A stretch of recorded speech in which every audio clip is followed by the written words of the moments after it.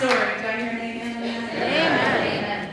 Well, my husband Don and I, we will be married 15 years in just a couple of months. We are a blended family, which means when we got married, I had 4 kids, he had 3 kids, and then we adopted our youngest one. And so that's 8 kids altogether for counting. And the oldest is, she's married, she's out of college, she's married, she lives in the Indianapolis area. And then we currently have 5 kids in college. And so, I know, so we could just buy the CDs and the books and stuff.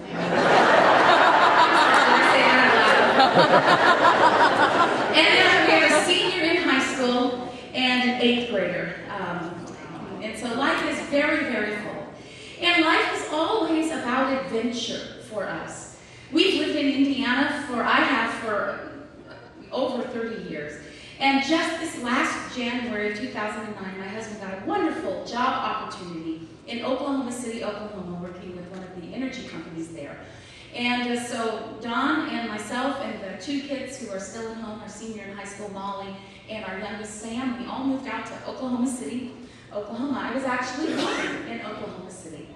And so I've kind of come full circle a little bit. Yeah. You know, with all the family though in Indiana, we still, you know, certainly call Indiana our home as well. But, you know, getting to know a new place, you kind of try to visit, you know, some of the sites that everybody tells you, the museums, and there's the Cowboy Hall of Fame, and I don't know, for me, that can be missed, but but there's an incredible place right downtown Oklahoma City. In 1995, the Murrah building was bombed. Probably all of us can remember where we were when that happened. Such a senseless act of terrorism. And not only was that building destroyed and so many lives of women, children, men were lost. The impact was felt throughout the entire downtown area of Oklahoma City. One church, the First United Church, that had stood as a pillar of the community for many, many years. Their walls came crumbling down. And a beautiful stained glass window that had been such a representation of light and peace for so many shattered. And as the dust began to settle and the smoke began to clear, the parishioners, they began one by one to come downtown Oklahoma City. And they began to pick up those broken bits. And they began to pick up those shattered shards. And as they gathered them, they didn't gather them for the purpose of throwing them away. They gathered them for the purpose of making those broken pieces into new creations, into new works of art. And so over the next few years, they began to fashion those broken bits into mirrors and into jewelry and all kinds of things. New creations. The church has since been rebuilt. It's a beautiful memorial that holds the dignity of the moment to this Murrah building and yet speaks to the hope in the midst of tragedy.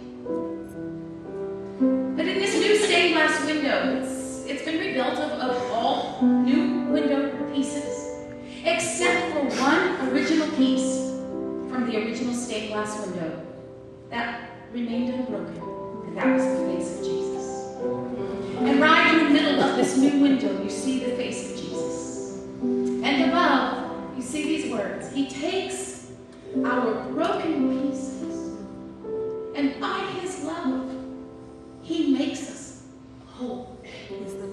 That so speaks to what God will do if we let Him. Yes. In each and every one of our lives. He doesn't take our broken bits and our shattered shards for the purpose of throwing them away. He gathers our broken hearts and our shattered dreams. And He says, behold, I make all things new, especially you.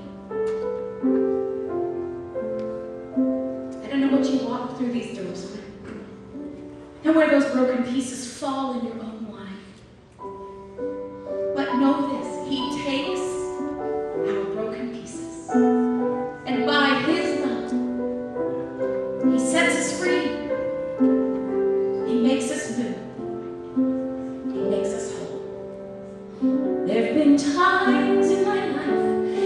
that you've opened doors.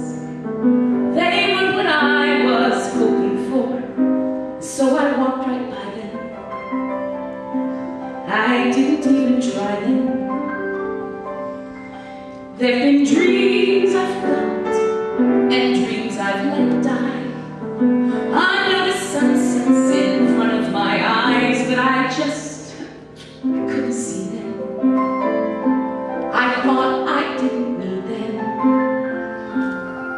Sure, there are things I do different, and yet grace gives me days where I simply forget.